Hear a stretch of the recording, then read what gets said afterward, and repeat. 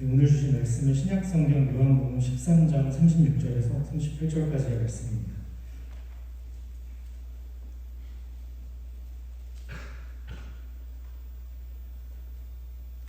신약성경 요한복음 13장 36절에서 38절의 말씀을 제가 대신하여 봉독해 드리도록 하겠습니다.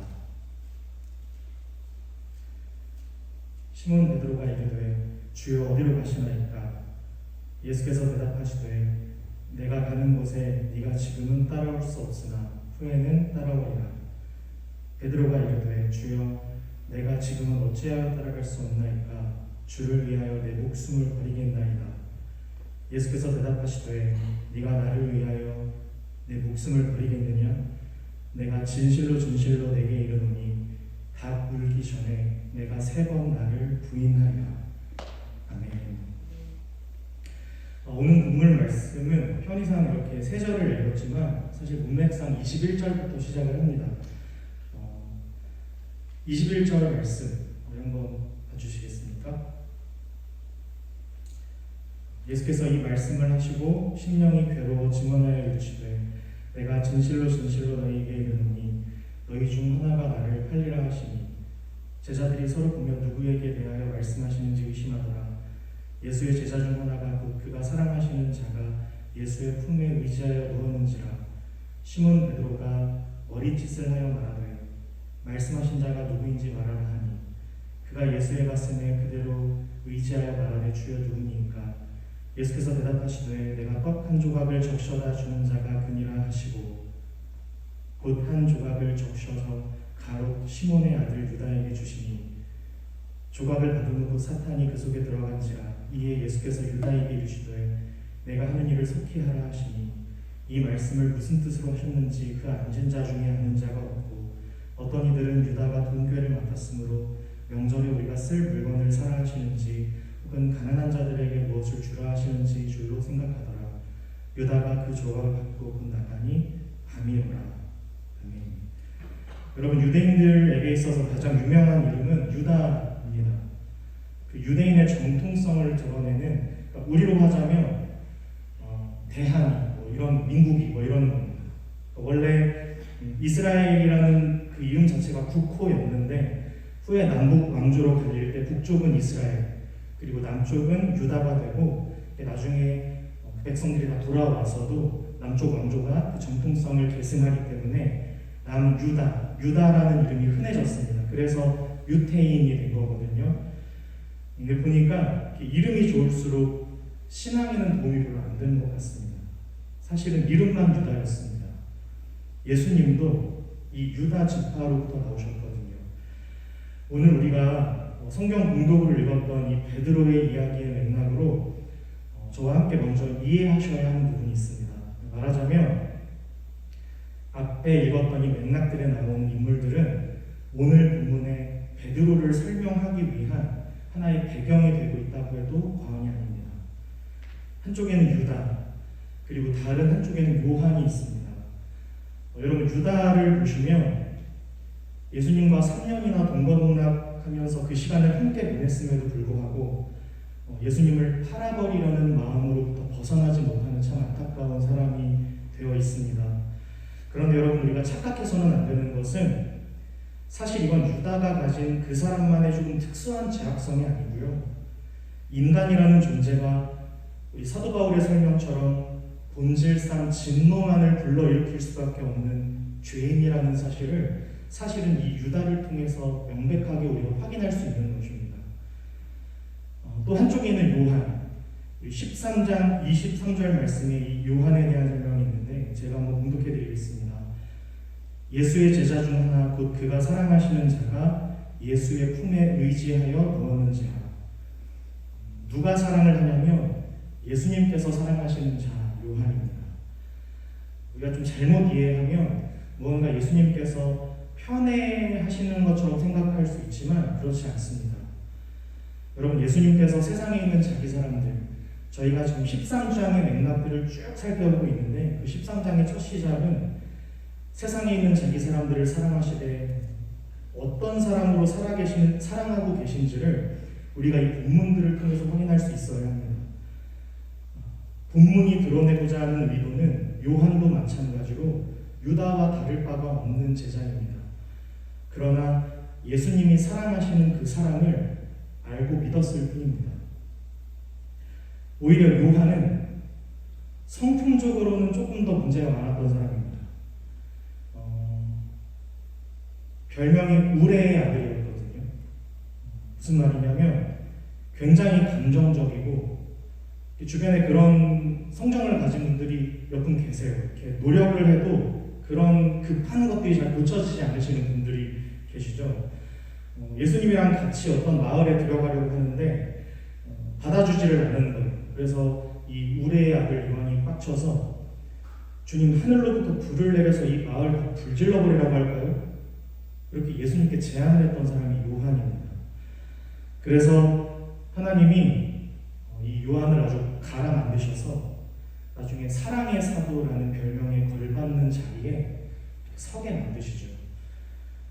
어떻게 가능한 거냐면 예수님의 사랑을 입었기 때문에 그 사랑 안에 거했던 그분의 자녀. 그래서 그 요한이 나중에 요한 1서를 통해 그렇게 사랑 이 사랑 안에 거하는 것 오직 우리 하나님의 사랑이시다. 그 우레의 아들이 사랑의 사도가 되어 서 있습니다. 그분의 자녀 제자였기 때문에 가능한 일이었습니다. 지금 이 인물들 사이에 말하자면 베드로가 등장합니다.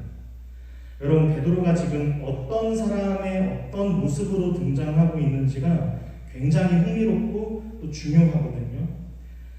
여기 베드로는 말하자면 예수 그리스도의 사랑으로 말미암아 구원을 받고 그분의 제자, 사도가 되어서 예수님을 따르는 사람이 되었지만 아직 여전히 자신의 열심과 자신의 어떤 애씀만으로 사는 사람이었습니다. 어디서 그런 특징들을 좀 잘 확인할 수 있냐면 여러분, 베드로는 언제나 매사에 열심이었고요. 진심을 다해 깝쳤습니다. 언제나 예수님에게도 그래서 핀잔을 들어요. 열심히 하다가 꼭 후사리를 먹죠. 성경상의 베드로는 사실 딱 한 번 주님께 칭찬받거든요. 언제였죠? 주는 그리스도시요 살아계신 하나님의 아들이십니다. 이때 한 번 뽀록으로 칭찬받고 평소에는 이렇게 말만 하면 공동체의 분위기를 흔드는 그런 사람이었어요. 공동체마다 꼭 한 명씩 있는 재미없는 관종, 최악이죠. 여러분, 베드로는 사실 인간적으로만 생각하면 어떤 의미로는 공동체에 꼭 있어야 되는 사람이에요. 그런 사람이 꼭 있어야 돼요. 저는 그런 사람을 되게 좋아해요. 일단 그런 사람은 의리가 있어요. 왜냐하면 말이라도 목숨을 걸겠다는데 내가 이 찬양팀을 위해서, 이 교회를 위해서, 이 공동체를 위해서, 저를 위해서 목숨을 걸겠다는데 저는 되게 좋아했을 것 같아요. 또 사람이 굉장히 정이 많고 용감해요. 그런데 성경은 이러한 베드로를 계속해서 등장시키고 언급하고 있는 이유가 있습니다. 왜냐하면 이후에 베드로가 어떻게 변화되어져 가고 있는지를 우리가 말씀을 통해서 확인할 수 있는데 성경이 요구하고 있는 신앙의 본질적인 어떤 의미와 우리가 스스로 생각하고 또 우리가 바라기도 하고 때로는 우리 스스로 부족함에 아쉬워하기도 하는 우리 나름대로의 신앙적인 가치관들이 있잖아요. 성경이 얘기하고자 하는 가치관과 우리가 소망하고 기대하는 가치관이 근본적으로 어디서부터 다른지를 말씀하고 계신 가장 대표적인 인물이 바로 이 베드로입니다. 저는 우리 한국적 정서나 어떤 문화 그리고 어떤 이 한국적 가치관의 어떤 분명한 특징이 저는 있다고 생각이 들거든요. 그래서 오늘 본문의 맥락은 사실 우리에게도 굉장히 중요한 말씀이라고 저는 생각을 합니다. 왜냐하면 우리는 거의 대부분 베드로이기 때문입니다. 우리 청년들, 우리 다음 세대들은 제가 많이 만나보지는 않았지만 10명 중에 8명은 정말 순수합니다. 그리고 굉장히 감성적입니다. 감동을 잘 받고 순진하고 또 굉장히 열정적입니다. 우선 우리나라 그리스도인들의 은혜를 받으면 정말 열정적인 사람이 돼요. 최근에 제가 뉴스를 보는데 남미에 있는 크리스천 지도자들이 이 한국의 어떤 교회에 새벽기도 세미나에 참여를 해서 감명을 받아서 돌아갔다는 제가 어떤 이런 뉴스를 본 적이 있는데요. 여러분, 남미는 열정의 나라 아닙니까? 근데 이 열정의 나라 남미 크리스천 지도자들도 우리나라에 와서 배우는 거예요. 이 신앙적인 어떤 열정과 태도를. 13장 37절, 우리 함께 한 목소리를 읽어볼 수 있었으면 좋겠습니다. 요한복음 13장 37절입니다. 시작. 베드로가 이르되 주여 내가 지금은 어찌하여 따라갈 수 없나이까 주를 위하여 내 목숨을 버리겠나이다. 지금 이 밤에 식사를 마치시고 제자들의 발을 씻겨주시고 그렇게 대화가 끝나고 나서 예수님은 겟세마네 동산으로 가십니다. 왜 가시죠?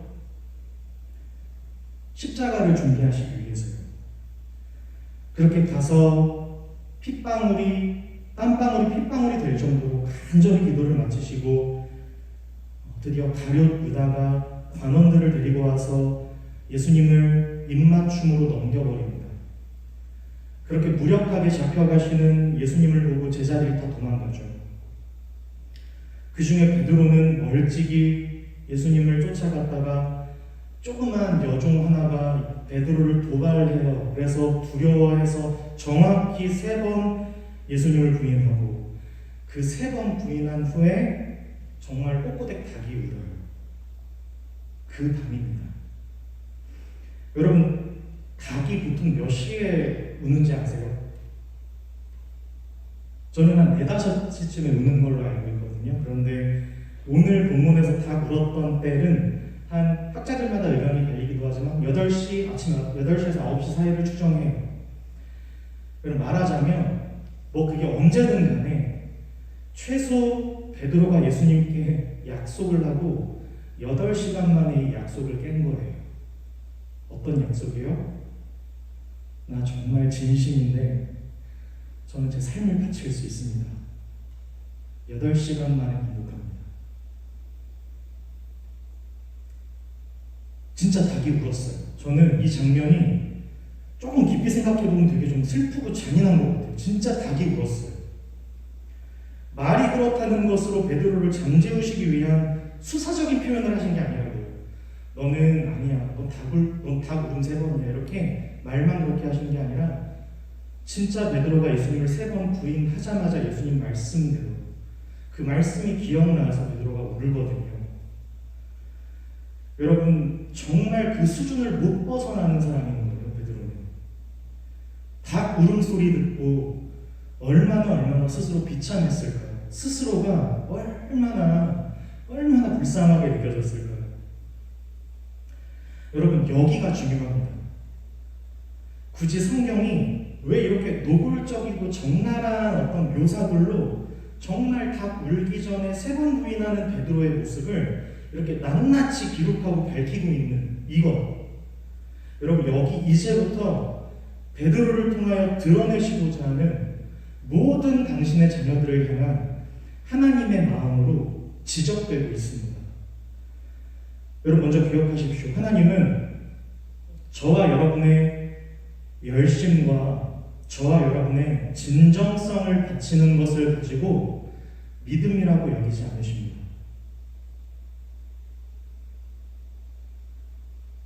전사님, 열심을 빼놓고 열정을 빼놓고 신앙생활에 대한 가치를 어떻게 확인할 수 있죠? 그러면 아니, 삶을 사는 것에도 열정이 필요한데 우리의 진심을 다한 열심을 가지고 살아가면서 그렇게 드리는 것을 하나님은 믿음으로 여기지 않으신다는 것은 조금 이해하기가 어렵습니다. 여러분, 지금 베드로가 호언장담하며 어려운 상황 속에서도 그래도 마음을 불태우고자 했던 이 약속에 대해서 예수님은 감동받지 않으십니다.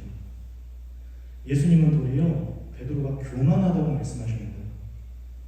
여러분, 성경에서 교만에 대해 다루는 것을 우리가 잘 생각해 봐야 합니다. 여러분, 소년 다윗이 골리앗 앞에 설 때 사실 그건 좀 대책이 없는 거잖아요. 도리어 보호가 필요한 일개 시민, 약자 주제에 지금 군사적인 어떤 디펜스가 다 이루어져 있는 상황에서 전투에 능한 군병력이잖아요. 골리앗은.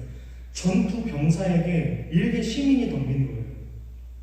칼과 창을 두려워하지 않고 만군의 여호와의 이름을 두려워한다는 이 다윗을 성경은 교만하다고 얘기하지 않고 그것을 겸손이라고 등장시킵니다.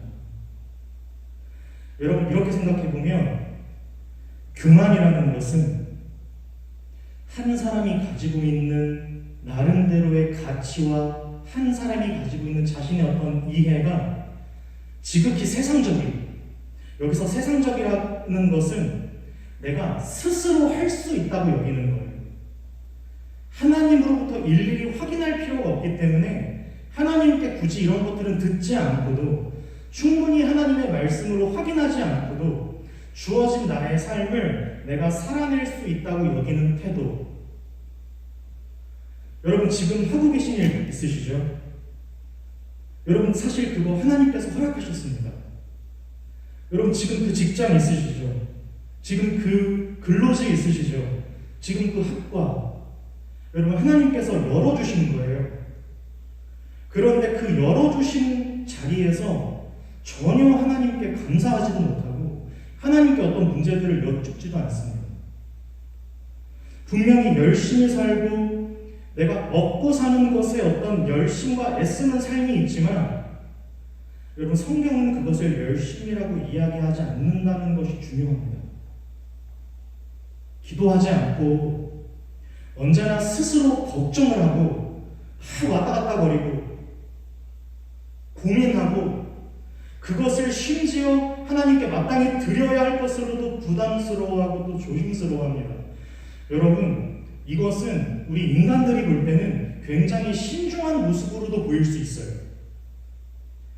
굉장히 무엇인가를 잘 견뎌내고 있는 인내로도 비춰질 수 있어요. 베드로처럼. 어찌하여 따라갈 수 없다고 하십니까? 나는 삶을 드리고 있고 목숨을 내놓고 여기까지 왔습니다. 놀랍게도 예수님은 이 베드로의 용기와 중심으로 드린 당신을 향한 마음에 눈빛 하나 흔들리지 않으시고 감동받지 않으십니다. 네가 나를 위하여 내 목숨을 버리겠느냐? 내가 진실로 내게 이르노니 닭 울기 전에 내가 3번 나를 부인하리라. 여러분, 신앙생활의 실제적인 어려움은 사실 여기에 있습니다. 여러분, 저는 이 자리에서 지금 예배드리고 있는 우리 귀한 청년 지체 여러분들께서 여기에 헌금을 내는 것을 정말 아깝다고 여기는 그런 분은 안 계실 거라고 저는 생각을 합니다. 물론 어려울 수는 있지만 하나님께 드린다는 것에 대해 굉장히 어떤 근본적인 아쉬움을 가지고 후회하는 마음을 가지고 예배를 드리는 분은 저는 여기에는 적어도 없다고 저는 생각합니다. 광고도 하지 않고 홍보도 하지 않은 이 예배 자리를 부르심 따라 드리는 여러분의 삶을, 여러분의 그러한 삶이 어떻게 하나님 아버지 앞에 그 진정성을 가진 것을 제가 의심할 수 있겠습니까? 그런데 드렸는데, 내 마음을 다해 드렸는데, 일 끝나자마자 이 예배 자리에 왔는데, 나름대로 진정성 있게 고백을 했는데 돌아오는 것이 없어요. 하나님 앞에서 이 신앙이라는 것을 유지하고 더 성숙하게 지켜갈 수 있도록 하는 무언가 분명한 대답 같은 것들이, 그런 은혜가 때때로 예배 가운데서 삶 속에서 느껴지지 않습니다. 도리어 예배를 드리고 나서 더 답답해요. 어제 저희 예배 모임을 하는데 어떤 지체가 이런 솔직한 얘기를 하더라고요. 연습 안 나오고 싶었다고 그러더라고요. 어떡하지? 많이 당황했습니다.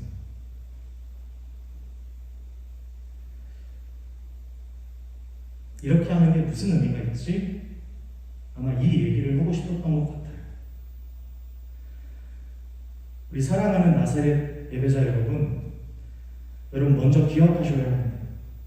신앙이란 우리가 하나님의 영광의 어떤 부족한 것을 베푸어 드리는 싸움을 하는 것도 아닙니다. 동시에 우리가 드릴 수 있는 무엇인가를 갖다 바치는 것으로 그분이 우리를 기특하게 여기시고 그것으로 영광 받으시면서 고마워하시지도 않습니다. 여러분, 신앙이란 도리어 하나님께서 말씀하시는 그것으로 죄와 허물로 인하여 그 누구도 하나님의 영광에 이를 수 없는 완전한 죄인, 그 영광이라는 것을 감각할 수도 없는, 스스로 채울 수도 없고 만족할 수도 없고 이룰 수도 없어요. 그렇게 무엇인가로부터 언제나 의미를, 이유를 스스로 찾아갈 수밖에 없는, 아니 정확히는 찾아가고 있다고 착각하는, 여러분, 그런 저와 여러분들을 건져내시고 고치시려고 하는 대로 고쳐나가는 과정, 여러분, 이것이 신앙생활입니다. 그분이 고치시고자 하시는 대로 고쳐지는 과정입니다. 원래 내가 좋아하던 것, 원래 내가 원하던 것, 내가 추구하고 살아갈 수밖에 없었던 내 어떤 가정 환경, 내 어떤 그 과거의 어떤 기억, 그 결정적인 어떤 상태, 그래서 내가 이렇게 원할 수밖에 없고 이런 현실을 살아갈 수밖에 없는 이런 것, 이 자리에서 하나님이 우리에게 요구를 하시고 부탁을 하시고 맡기시고 말씀하시는 것, 그것으로부터 우리의 선택, 우리의 목표, 우리의 성품이 붙잡혀가는 싸움입니다. 여러분, 이것이 신앙생활입니다. 내가 익숙하던 것, 나는 누가 시키지 않으면 내가 이렇게밖에 안 해요. 저는 익숙한 것, 나에게 익숙하고 내가 보기에 좋았던 것들로부터 하나님이 약속하시고 하나님이 붙들게 하셔서 주시고자 하시는 것 사이에서 우리의 갈등이 생깁니다. 나는 나름대로 내가 가진 것 중에 제일 괜찮은 것으로 또 굉장히 고민하면서 치열하게 희생해서 정성을 다해서 그래도 하나님 아버지께 이렇게 드리려고 하는데 그것으로 무엇인가 뚜렷하게 보상되지 않는 현실, 때로는 서운한 마음도 들어요. 하나님을 향한 복된 열심, 그리고 그것을 위한 용기가 어떻게 바르게 고백될 수 있을까요? 무엇이 필요할까요? 여러분, 하나님께서 정말 기뻐하시는 삶을 어떻게 살아갈 수 있는 걸까요? 이런 딜레마들이 우리 안에 생깁니다. 그래서 제가 최근에 저희 교회 청년들과도 말씀을 통해서 제가 이런 것들 하나 경험한 게 있는데, 제가 유튜브 알고리즘의 선택으로 최근에 노래 하나를 듣게 되었습니다. 저는 괄호 여자 아이들 이렇게 읽어야 되는 줄 알았거든요. 근데 여자는 있는 게 아니라면서요. 아이들의 톰보이라는 곡을 제가 알고리즘의 선택으로 들었어요.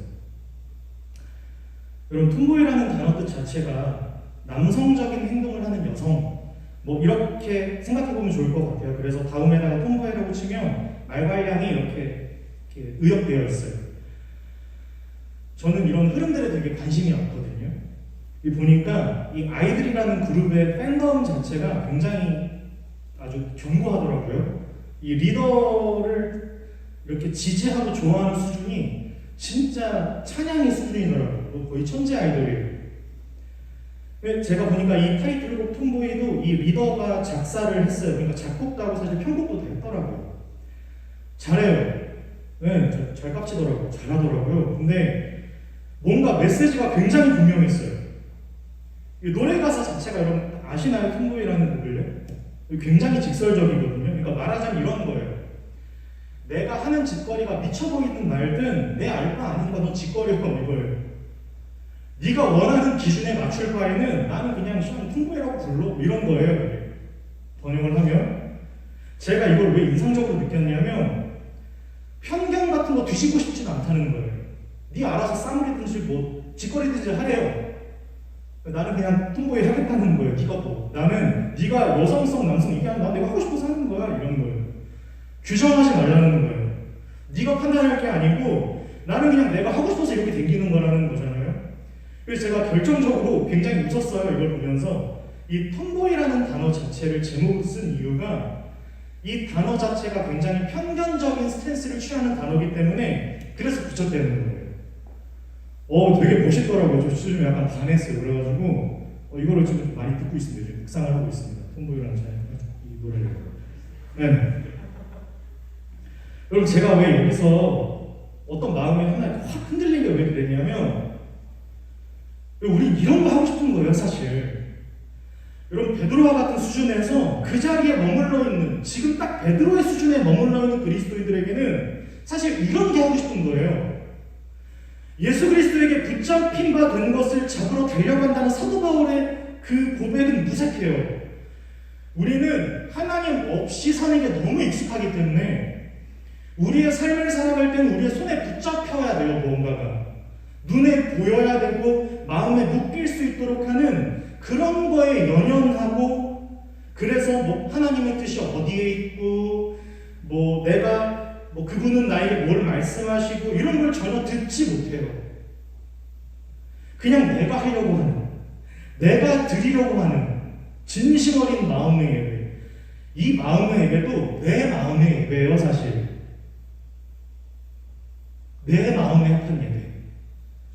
하나님께 그걸 하고 싶어요. 이 찬양팀들도 보니까 그런 걸 못하면 굉장히 괴로워하더라고요. 내 마음에 합한 예배가 안 되면 집중이 안 된다고 그러더라고요. 그럴 수밖에 없는 것 같아요.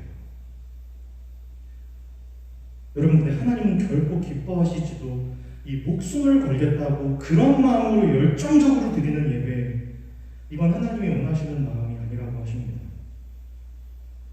그래서 베드로는 그때부터 방황을 시작합니다. 내가 만족할 만한, 납득할 만한 답을 찾을 수 없는 그런 현실에 서게 됩니다. 왜요? 답이 되지를 않으니까. 그런데 하나님께서 이 베드로를 포기를 하지 않으십니다. 여러분, 우리가 살면서 하나님 앞에 참 못할 짓을 많이 했어요. 아니 나 한 사람이 죄 짓고 사는 게 뭐가 그렇게 대수라고, 인생 좀 그냥 대충 살 수도 있는 거지 뭐가 이렇게 하나님 참 할 일 없으신가? 근데 우리 하나님께서 저와 여러분들을 향하신 당신의 뜻, 당신의 목적하신 것을 중단하시거나 포기하지 않으세요. 왜요? 왜 포기하지 않으세요? 자녀니까요.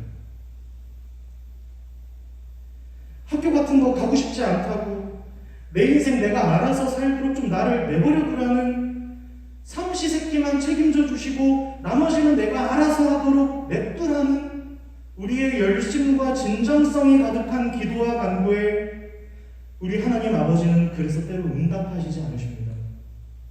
그런데 여러분, 정확히 얘기하면 응답하지 않으신 게 아니고요, 내 입장에서는 이해되지 않고 내 입장에서는 납득되지 않는 현실을 살아가는 것처럼 느껴져서 우리 기도에 답을 해주지 않으시는 것 같지만, 여러분, 그 침묵과 때로 서운한 책망들은 내버려 두셔서가 아니라 도리어 적극적으로 당신의 뜻을 굽히지 않으시고 일하고 계신 까닭입니다.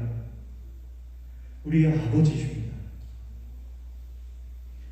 여러분, 우리의 열심과 진정성을 드리는 것을 믿음으로 여기지 않으시는 하나님, 이 뜻을 조금 이해하실 수 있으시겠습니까? 여러분, 사도 바울 이런 고백했습니다. 내가 비천에 처할 줄도 알고 풍부에 처할 줄도 알아. 일체 이 모든 것들을 살아낼 수 있는 비결을 아는데 내게 능력 주시는 자 안에서 내가 모든 것을 할 수 있다. 근데 오늘 여기 베드로의 고백, 주를 위하여 내 목숨도 아끼지 아니하고 버릴 수 있습니다는 뭐가 다른 걸까요? 여러분, 하나님은 알고 계셨어요.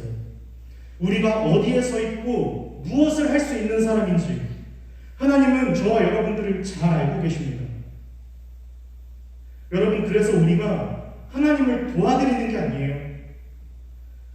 여러분, 이 예배에 우리 열두 사도에게 좀 얘기하고 싶은데, 그런 고민하는 민원들도 있어요. 나 때문에 이 예배의 자리를 망칠 수 있다는 생각. 여러분, 그래서 그 생각은 겸손한 게 아니라 교만한 거예요. 아니요. 맞아요. 그런데 그처럼 아무것도 아닌 나를, 그런 정말 자격이 없는 나를 이 자리로 불러주신 하나님께 여쭙고 가는 거예요. 그렇게 믿음으로 기꺼이 내 초라한 보리떡 5개와 물고기 2마리도 내어드리는 거예요. 방법을 찾아가야 합니다. 지혜를 구해야 합니다. 내 만족이 되지 않을 수는 있어요. 그러나 나에게 주어져 있는 기회와 시간들 가운데 작은 것에서부터 충성해야 합니다. 여러분, 이것이 하나님이 기뻐하시는 믿음입니다. 여러분, 하나님께서 원하시는 믿음은 우리 자신의 변화입니다. 그래서 그분이 씻어주시는 손길을 거스르지 않고 기꺼이 발을 담그는 것입니다. 믿음은 이런 건 아니에요. 내가 가지고 있던, 내가 중요하게 여기고 있던, 나에게 형성되어 있던 어떤 나의 가치관들을 더 강화시키고 확장시키기 위해서 이런 종교적인 어떤 형식들과 가치들을 내가 잘 붙잡고 있으면 나의 삶을 위해, 내 가족을 위해, 내 미래를 위해, 내 교회를 위해 내가 잘 지키고 싶고 이루어내고 싶은 나의 것을 위해 이 세상에서는 다 줄 수 없는 하나님만이 하실 수 있다는 그런 확신을 가지고 애쓰는 것이 그래서 믿음일 수가 없습니다. 나의 왕관을 벗어서 그분께 드려야 합니다. 그리고 왕관만 드리고 끝나는 게 아니라 내 자리를 내어드려야 합니다. 여러분, 하나님은 우리를 마음대로 부리지 않으십니다. 그분은 당신의 권세로 저와 여러분들을 억압하지도 않으십니다. 도리어 우리 각각 개개인의 인생, 저마다 처한 환경이 다르고 정황이 다르고 개성이 다르고 그 모든 각각의 인생을 향해 하나님 당신께서 친히 당신의 소망을 두게 하셔서 우리로 하여금 온전히 자신의 삶을 살아갈 수 있도록 도우십니다. 여러분, 제가 좋아하는 목사님 중에 김병년이라고 하는 목사님이 계세요.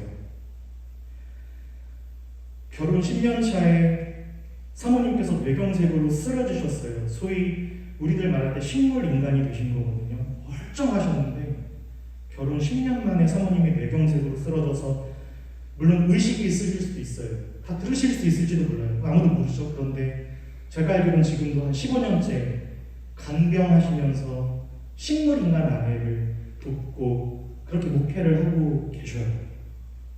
그리고 자녀가 3명이나 있더라고요. 그 어려운 중에도 자신의 사역과 가정, 그 자녀들 말씀을 따라 사시려고 애를 쓰시는 참 훌륭한 목사님이세요. 저는 그분의 삶 자체가 참 하나님께 존귀하게 빚어져 가고 있다고 믿습니다. 여러분, 목사님이 당신의 그 사모님을 어떻게 생각하신다고 생각하세요? 무슨 말이죠?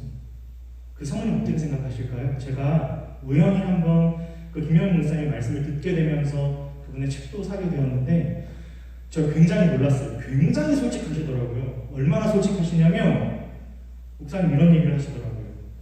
굉장히 큰 교회에 그 어머니 기도회 같은 것에 이렇게 초청받으셨던 자리였거든요. 그런데 자기가 그런 생각을 여러분 이렇게 얘기하시더라고요. 여러분, 제가 바람을 피고 싶었을 것 같으세요? 안 피고 싶으실 것 같으세요? 이렇게 물어보더라고요. 굉장히 놀랐어요. 저는 수십 번도 많이 흔들렸습니다. 그러더라고요. 이 사람을 버리고 싶었다고 그러더라고요. 왜냐하면 새벽에 일어나서 이 아내의 도움을 받으면서, 물론 목회자의 급여 레귤러는 아니지만 뭔가 이렇게 같이 도움을 하고 이런 게 아니라 이 아내의 기저귀를 갈아야 되는 것으로 새벽을 깨우는 게 한 몇 년 지나니까 너무 힘들어서 마음이 막 흔들리셨다고 그러더라고요.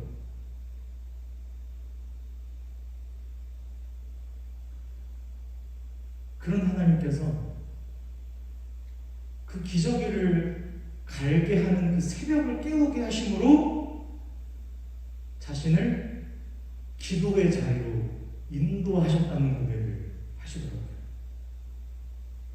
제가 굉장히 놀랐습니다. 내가 목회자로서 하나님 앞에 이 시간을 이게 아니고요. 내가 하나님 앞에 이게 아니라 내가 왜 이렇게 도대체 내 삶이 왜 이렇지? 내가 왜 이 고생을 하고 이렇게 시작을 해서 하나님께 기도하시겠다고 하더라고요. 그 안에 기저귀를 갈다가 새벽 기도를 시작하시게 되셨다네요. 그런 믿음의 간증을 하시는데 여러분 제가 그걸 들으면서 뭘 느꼈냐면 사모님은 사실 아무것도 아무런 도움이 되시지 않죠. 그런데 알게 되시는 거예요. 그렇게 무기력하게 누워 계신 사모님을 통해 그 남편이 그 자녀들이 삶이라는 것에 대해 존재라는 것에 대해 전혀 다른 가치관으로 그 모든 것들을 마주하게 된 거예요. 정확히 말하면 그 자리에서 하나님을 만난 거예요. 여전히 고통 속에 계세요. 사모님 아마 천국 가실 때까지 온전히 회복 안 되실지도 몰라요. 그러나 그 가운데 그 인생들을 향한 하나님의 약속이 이루어져 있음을 그 가족들은 보고 있어요. 여러분 이것이 믿음입니다.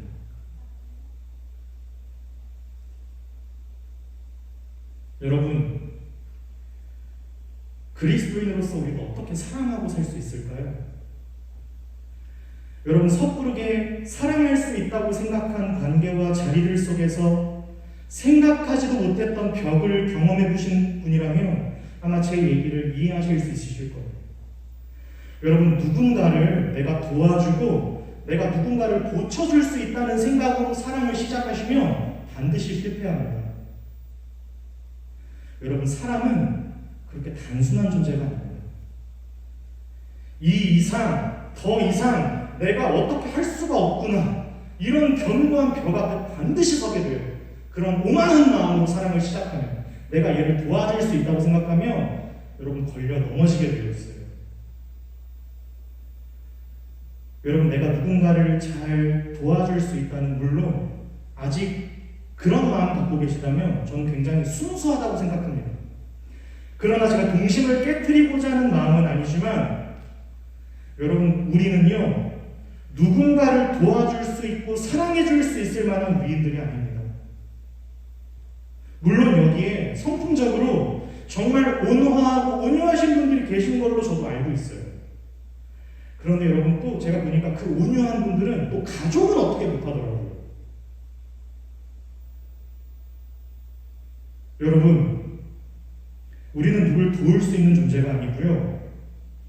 우리는 여전히 우리에게도 오늘의 은혜가 필요한 사람들입니다. 여러분 그 은혜의 효력이 짧거나 작다는 것이 아니고요. 우리가 하나님께 속했다는 가장 중요한 증거입니다. 여러분 우리 모두는 은혜가 필요한 사람들입니다. 여러분 자만하시면 안 됩니다. 여러분 매너리즘에 빠져있는 그 자리로부터 그분이 건져주실 것들을 기도하십시오. 구하기만 하시고 또 마음대로 흘러가는 대로 사시면 안 돼요. 여러분 제가 이렇게 한번 말씀드리고 싶어요. 신앙생활을 좀 하신 분들은 보통 매너리즘에 많이 빠져 있어요. 말은 뭔가 회복해야 되겠다는 말은 계속 하는데요. 그 삶을 보면 단 한 발짝도 못 벗어나고 있거든요. 그래서 제가 그렇게 한번 도전하고 싶어요. 여러분 만약에 나이를 먹어가는데 내가 변변찮은 직업이 없어요. 그렇다고 해서 내 삶을 방치시키는 사람은 없습니다. 정말 어려운 문제가 있지 않은 이상 내 삶을 그냥 아무것도 하지 않고 방치시키는 사람은 없어요. 방법을 찾아요. 험하고 굳은 일이 무슨 상관이에요. 내가 원하는 것과 관계없이 삶을 감당하기 위해서 그 현실을 살아나기 위해서 방법을 찾습니다. 여러분 주기도문에서 나라와 권세와 영광을 구하는 것만큼이나 중요한 기도는 일용할 양식을 주시옵고의 기도입니다. 여러분 정말 하루 식사를 하시기 전에 이 모든 것들을 허락하신 하나님께 감사하면서 밥 드십니까 정말? 이걸 유치하다고 생각하지 마시고 저는 뭐 형식적인 것 여러분 여기서 함께 저 말씀 나올 때 저는 형식을 되게 중요하게 생각하지는 않거든요. 그런데 정말 하루 주어진 일용할 양식 주신 것, 일할 수 있는 기회를 주신 것, 공부할 수 있게 하신 것, 이 과정들을 지나가게 하신 것에 여러분 하루 일용할 양식 주신 것에 감사하며 또 그것을 그 필요를 구하십니까? 아니면 열심히 그냥 사십니까?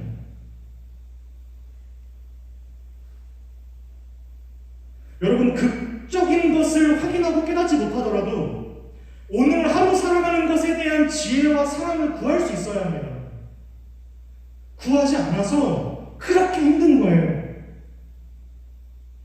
도와줄 수 없어요. 기도하셔야 돼요 정말. 여러분의 학업, 여러분의 일터의 현장만큼이나 중요합니다. 우리 생계, 여러분의 생계는요 그 직장이 책임져 주지 않습니다. 우리 삶의 결국은 하나님께 있습니다. 우리 믿기지 않더라도 이 사실은 믿어야 되잖아요. 여러분 우리의 삶이 하나님께 있습니다. 어찌할 수 없는 처지에 혹시 몰려 계시다면 너무 자책하지는 마세요. 그러나 지혜를 구하시고 방법을 찾으십시오. 지금 여러분들이 그렇게 열심히 일하고 계신 것처럼 정말 20분만 투자하면 시편 119편을 다 읽더라고요.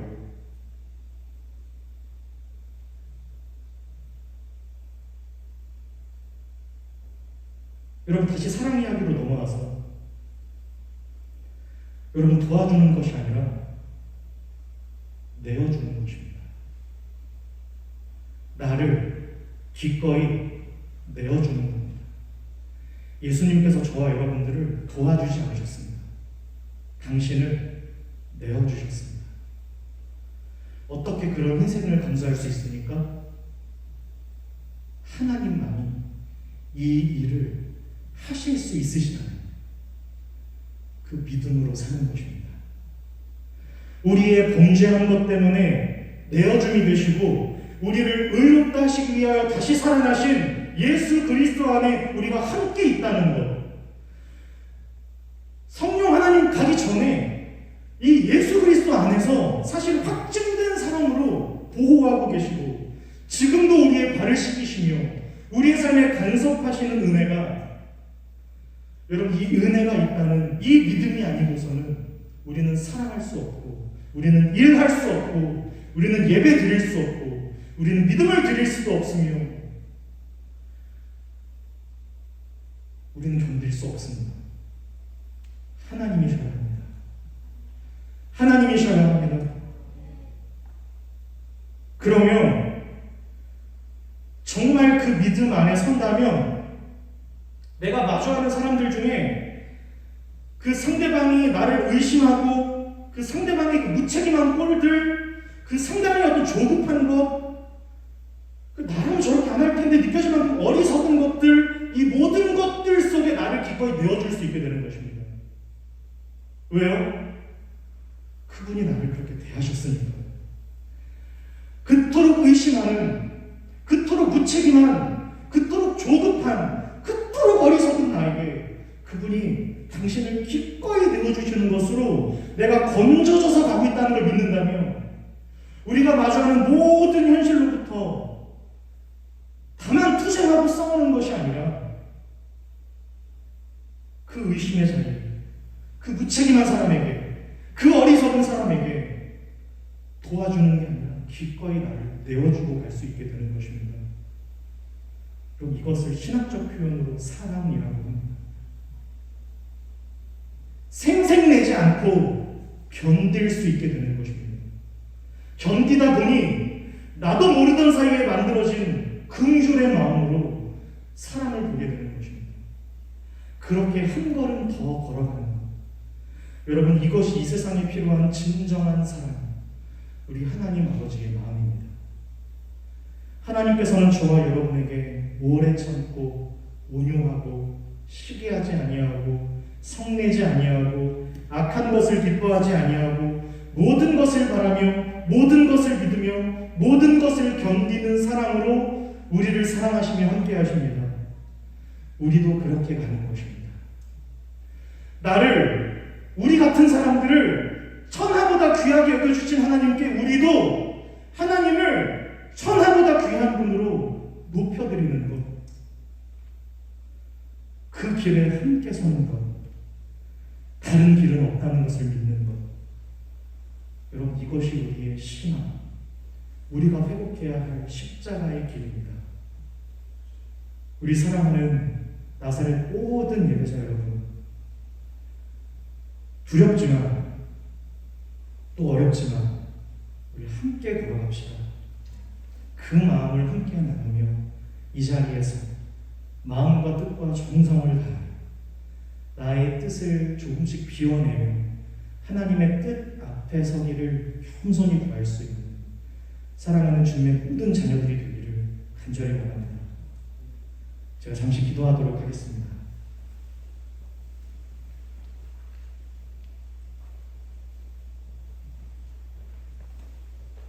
고맙고 사랑이 많으신 우리 하나님 아버지 감사합니다. 오늘 이 시간 이 자리에 우리를 불러 모아 주셔서 거룩하신 하나님의 이름을 높이며 예배드릴 수 있도록 도와주셔서 참 감사합니다. 하나님,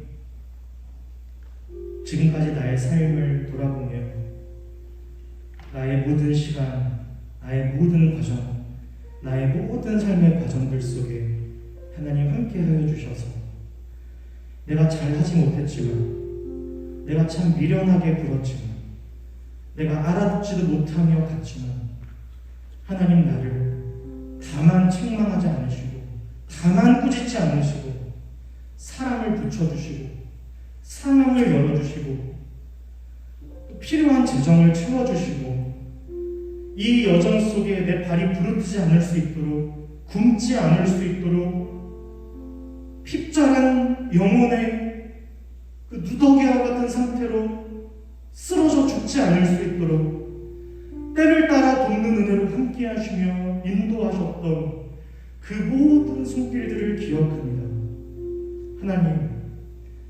하나님을 더욱 신뢰하며 살아갈 수 있는 삶이 되고 싶습니다. 내가 지킬 수 없다는 것을 잘 믿을 수 있도록 도와주시옵소서. 내가 계획하고 생각하고 바라는 것으로 지킬 수 없는 인생이라는 것, 하나님, 우리의 그 지혜로운 마음들을 내려놓고 우리가 여겼던 하나님의 그 어리석음 앞으로 나아가서 인간의 지혜보다 하나님의 어리석음이 훨씬 더 강하고 우리가 미련하게 여겼던 그 십자가의 길, 우리 하나님 아버지의 마음, 굳이 제자들의 발을 씻기셨던 희생과 섬김, 하나님 그 그리스도의 사랑이 우리의 손과 발에 조금씩 더 담길 수 있도록 도와주시옵소서. 그리하여 원망의 자녀로 살지 않도록, 분노의 자녀로 살지 않도록, 게으름과 비천한 자녀로 살지 않도록 우리를 붙들어 주시고 우리를 의의 길로 인도하여 주시옵소서. 우리가 사망의 음침한 골짜기로 다닐지라도 해를 두려워하지 않을 것은 주께서 주의 지팡이와 주의 막대기로 나를 안위하신다는 것을 믿기 때문입니다. 내 평생에 선하심과 이 당신의 인자하심이 반드시 나를 보호하고 따를 텐데, 내가 이 땅을 살지만 영원한 하나님의 나라를 소망하는 그 집에 거한 자녀로 기꺼이 이 땅 가운데서 붙들릴 수 있는 미련들을 내려놓고 내가 전전긍긍하며 목매 달리는 그 모든 현실로부터 조금씩 더 자유해볼 수 있는 하나님, 그런 자녀들 될 수 있도록 도와주시옵소서. 하나님을 진정으로 예배할 수 있는 이 나사렛 대학교 예배자들이 될 수 있도록 은혜 베풀어 주시옵소서. 감사와 찬양을 드리며 살아계신 영원한 사랑의 그 이름 예수 그리스도의 이름으로 간절히 기도드리옵나이다.